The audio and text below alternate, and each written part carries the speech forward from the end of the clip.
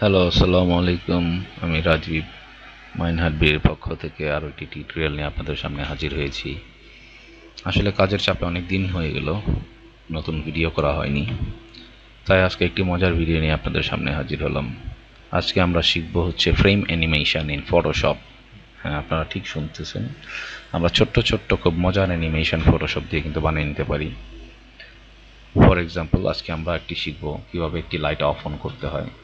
আমরা গুগল থেকে যে কোনো একটি ইমেজ কপি করে নিচ্ছি, ফটোশপে চলে গেলাম, পেস্ট করলাম, কন্ট্রোল ভি, একটু রিসাইজ করে নিই।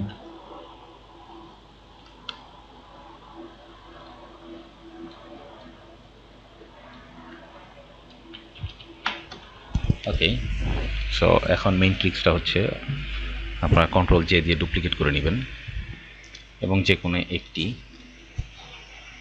ইমেজকে আমরা ডিস্যাচুয়েট করব, অর্থাৎ কালারগুলো আউট করে দিব।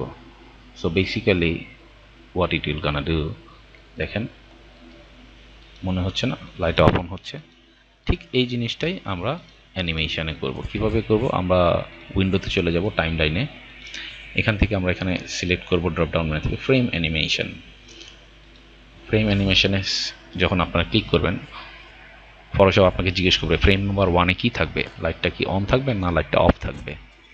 সো আমরা ফার্স্ট লাইটটা অন রাখলাম, then add one more frame, এখানে hit the button, new layer button, okay, one more frame duplicate করে নিলাম। এখন এই লেয়ারটাতে কী করবো, আমরা লাইটটা যেটা অন আছে এটা অফ করে আরেকটা যেটা অফ সেটা সিলেক্ট করে দিব এবং এখান থেকে আপনারা লিস্ট থেকে ফর এভার সিলেক্ট করে দিবেন।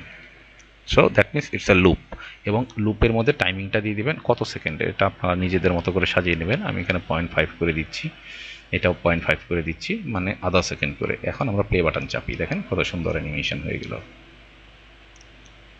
সো লাইট অফ অন হচ্ছে। এইভাবে আপনারা ফ্রেম বাই ফ্রেম সাজিয়ে যে কোনো অ্যানিমেশন কিন্তু তৈরি করে ফেলতে পারেন।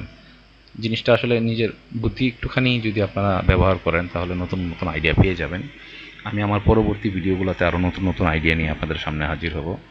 সো এই ফাইলটা হয়ে যাওয়ার পরে আপনারা এই ফাইলটাকে যে কোনো কিছুতেই আপনারা সেভ করতে পারেন।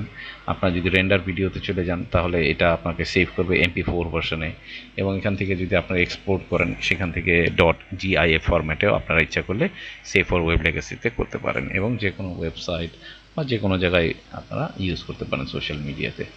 সো এই ছিল আজকের ভিডিও। আমার ভিডিওটা যদি আপনাদের ভালো লেগে থাকে দয়া করে সাবস্ক্রাইব করে নেবেন আমার চ্যানেলটি এবং বেশি বেশি শেয়ার করবেন ভিডিওটি, যাতে অন্যান্য মানুষরাও কিছু শিখতে পারে। ধন্যবাদ।